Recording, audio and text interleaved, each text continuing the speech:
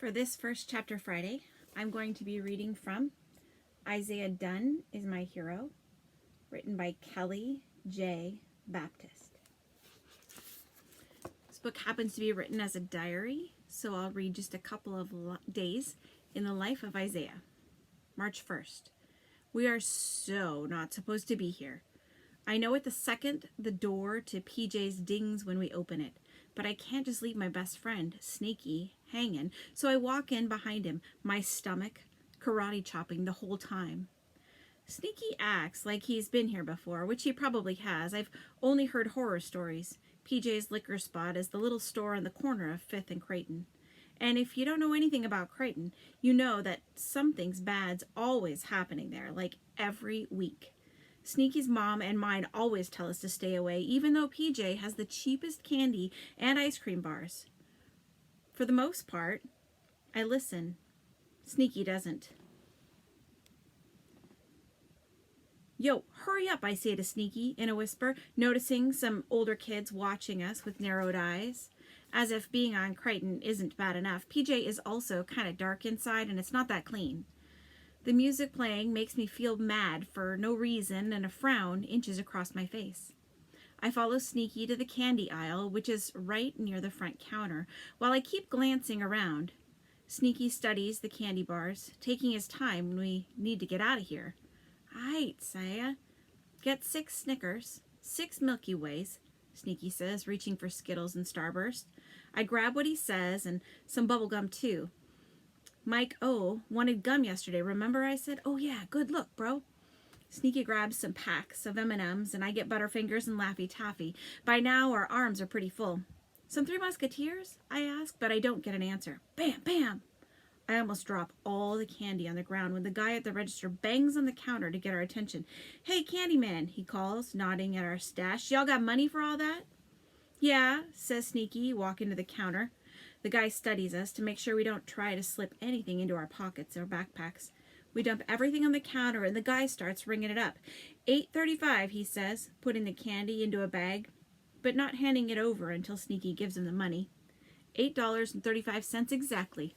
Sneaky don't play when it comes to his candy business and his money. The guy slides the bag towards Sneaky and he puts it into his backpack before we walk out. That place is crazy, I say, breathing a sigh of relief, but Sneaky doesn't notice. Yo, I'll make like a $15 profit once I sell this, he says, all excited. See, that's why I come here.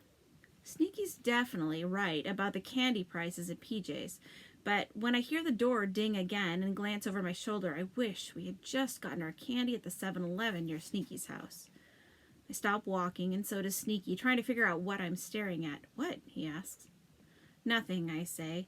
I have to force myself to turn around and keep walking instead of racing back to PJ's. Thought some of those dudes were coming for us. Sneaky sucks his teeth. Man, forget them. They're not going to do nothing to us. I don't remind him that a kid got jumped over here just last week or that Creighton schools are our rivals. I'm too busy thinking about other things, like how I just saw Mama go into PJ's and how I know exactly what she'll come out with. March 2nd. Mama says I always liked words, that I was talking before I could walk and reading and writing before I even got to kindergarten. For some reason I like poems. Nobody knows that except Mama and Daddy and maybe Charlie, my little sister.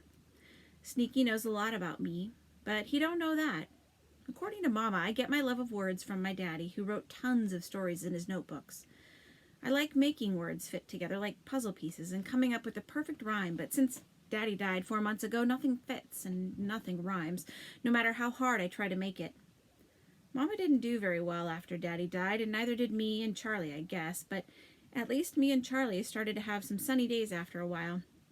Mama's been all rain. She started missing days at work, and then she stopped going in at all. The less she went to work, the more bottles started showing up around our apartment, like long-lost cousins who never leave, all of them with the labels torn off. Mama probably thinks I don't know what she's drinking, but I do. And I know it's only making things worse. So bad. We couldn't live in our apartment anymore. Today is day 17 in the Smoky Inn, which is what I call the motel we've been staying in. It's really called the Sleep Inn Motel, but everything smells like smoke. So they really should change the name. Most of the time, Mama lays in bed all day, which means I have to look out for Charlie, who's 4 and pretty annoying.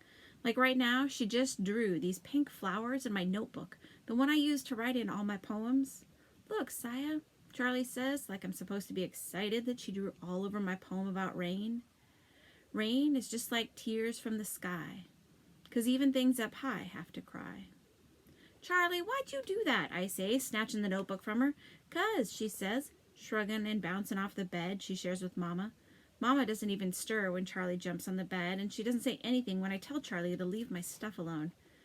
But you don't write in it, Saya, Charlie says, sucking on 2 fingers, her most disgusting habit. Charlie's right, though. I haven't written one word this year. Every time I try to, it's like the words freeze in my brain, which makes the lead freeze in my pencil. Nothing comes out. I flip through the pages in my notebook, and half of them are blank. Wonder why Charlie didn't at least draw on an empty page. Clouds are the Kleenex to wipe the sky's face. They move away quick when the sun gets in place. Other than the scribbles all over it now, it's a pretty good poem. There's a pen on the raggedy motel table. I reach for it and turn to a blank page.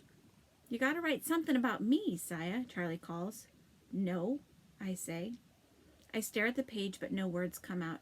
10 minutes later, when I need to leave for school and Charlie starts whining that she's hungry, my page looks exactly the same. Empty. Isaiah Dunn is My Hero by Kelly J. Baptist.